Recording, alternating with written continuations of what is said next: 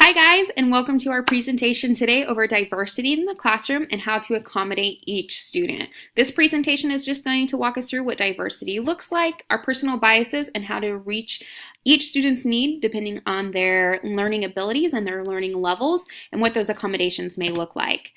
So first off, right off the bat, let's talk about what diversity looks like in the classroom. I found this excellent definition on nde-ed.org.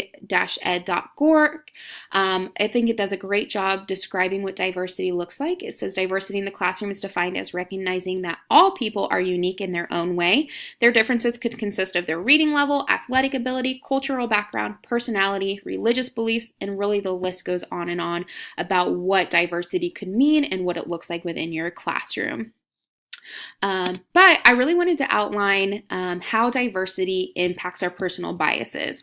And first and foremost, the unconscious biases describe situations where our background, personal experiences, societal stereotypes, and cultural context can impact our decisions and actions without us realizing it. And I think that's the biggest and most important key taking away from all of that is without us realizing that. Because being aware of our own personal biases really helps us be effective educators, and keeping our biases in check is very crucial to, kind of implementing cohesive classroom techniques, because I think diverse classrooms really bring out those personal biases and they can become more apparent. And because of this, teachers should practice self-awareness techniques and go through proper diversity trainings. If your district allows it, I think it's super beneficial. And you should also create an inclusive environment where everyone feels safe, regardless of the diversity that you're having within your classroom. Everyone should feel safe, everyone should feel like they have a purpose, and everyone should feel like they belong. And plus, being aware of our own limitations and identifying our own biases will make you a more compassionate educator, because understanding that each student is an individual with an individual life and a background and baggage in a sense, will help you kind of focus on that compassion piece. And then moving on and looking at where some of our students may be at, and how we can differentiate for those needs of those students. Let's first look at gifted and talented learners, and what we can do to, like I said, make those modifications to meet their needs. I think pre-testing is very crucial for our gifted and talented learners. I pre-test every student within my classroom, but definitely outlining where our gifted and talented learners are at is going to benefit them so much, because pre-testing assesses what students have already mastered from the material. If your gifted and talented students have already mastered the content, allowing them to move on to enrichment activities or taking the information deeper and further, because you're not going to necessarily be able to do that as a whole group, then it's going to keep them engaged and it's going to keep pushing them academically. If the content allows for them to completely move on to a new topic, that's okay to keep in mind as well, not necessarily just doing enrichment activities to take the information deeper and further. Also, I think learning contracts are perfect for our gifted and talented students, if age appropriate, and that's the biggest thing. Learners need to be able to work independently, they need to be self-startered, self-motivated, and they need to feel empowered to take the responsibility for their learning and to design what that looks like. I taught fourth grade. I did use learning contracts a little bit within the classroom for some of my gifted and talented learners, because they were independent, they were used to pushing themselves, and they were used to that responsibility piece. And that was the biggest thing, is they need to be responsible enough to be independent. The next group that we're going to look at is the unmotivated learners. And I think unmotivated can be from everyone from gifted and talented to maybe your lower level learners that maybe aren't on grade level content. So unmotivated learners, it's important to apply hands-on learning activities. They must know how the information that they're learning is being applied to real world scenarios or application.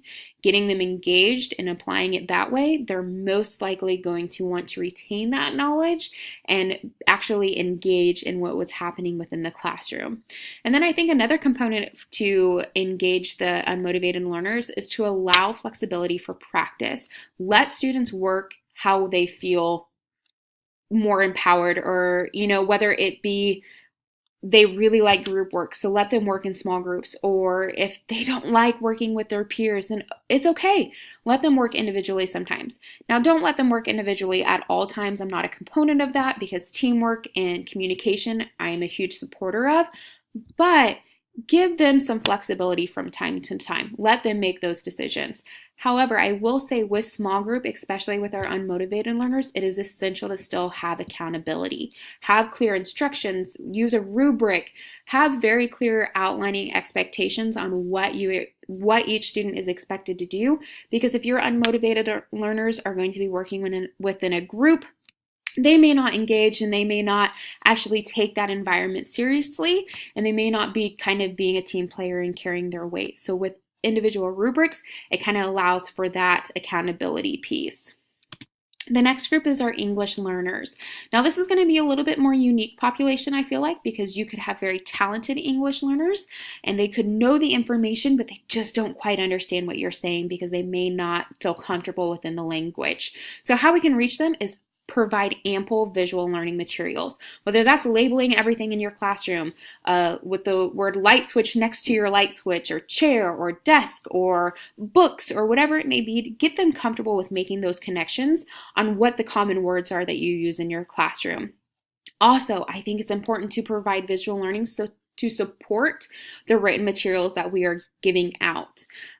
This is going to help them, like I said, make those connections and become more comfortable within the language. And that's going to help with the understanding factor as well. Also, I'm a huge supporter of pre-teaching if possible. I would love to provide the materials up front before the lesson, so my ESL students have time to review them prior to class or prior to that lesson. It allows them to become comfortable with the material so they are ready to learn and understand when you go to teach it to whole class. They've already had exposure to that. They've already had time to kind of look through it, maybe look up some information, or like I said, just to become comfortable with what will be covered. Because if they're not comfortable and they're going into things blind, they're going to be more disengaged and they're going to be a little bit more intimidated by the information that's being covered. However, pre-teaching gives them that exposure and allows them to become a little bit more comfortable with things. And then the next group we're going to look at is learners with disabilities. And I think disabilities can literally mean so many different things, so I became pretty broad with describing this. I think first and foremost is just to make accommodations. It could be modifying the amount of work assigned. It could be assigning a different assessment, or just providing modified instruction. And it's going to look differently for each different learner with a disability. So making modifications wherever they need to be made.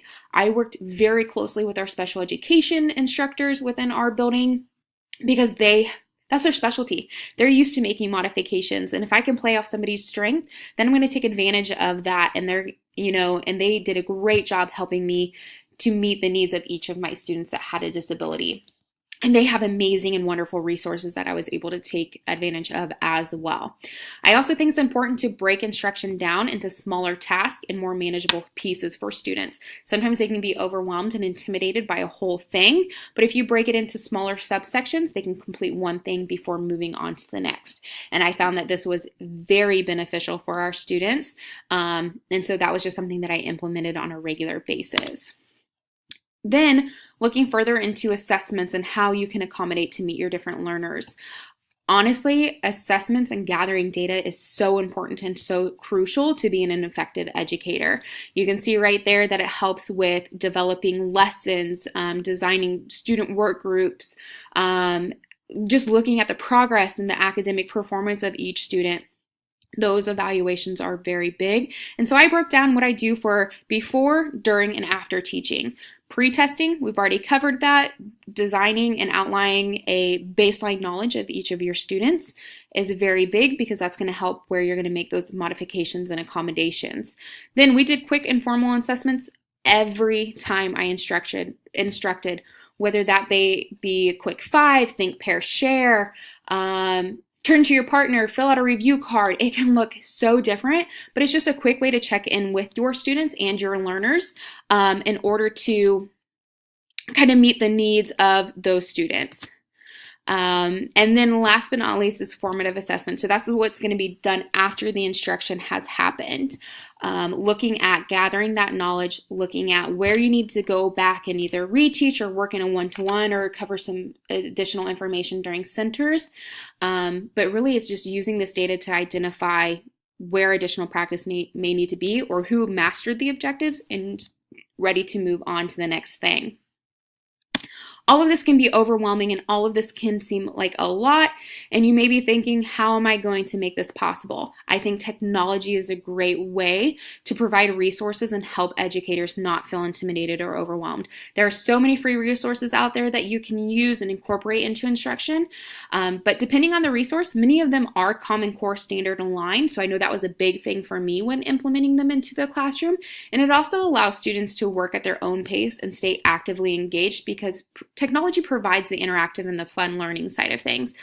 All the students right now in our classrooms are very tech savvy. So this is a great way to kind of allow them that freedom to be able to use something that they're comfortable with.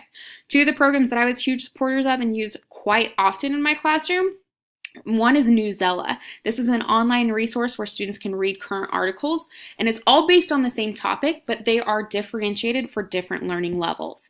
So I could assign to the students depending on where their reading level, ability, and understanding was at, but even they were all reading the same information. It was just geared to what level they were actually at. So I love Newsela. It's free. You can find it online, and I definitely encourage each educator taking a look at that. Another one that we used quite often was Khan Academy. I use this to supplement my instruction. It was a center station at times in my classroom, but students are able to work in different subjects based on their current knowledge and skill levels. I like it because it advances with them as they master a provided lesson. It's very interactive and it just helps students stay engaged, and they offer really fun and great information. But in summary, I think accommodations must be made to reach each student. It can be time consuming and it can be overwhelming. However, using free resources, technology, and other classroom teachers will make it more manageable and worthwhile. Your students are going to appreciate it and the data will show it's working. Thanks so much for tuning in, and we hope that this was helpful.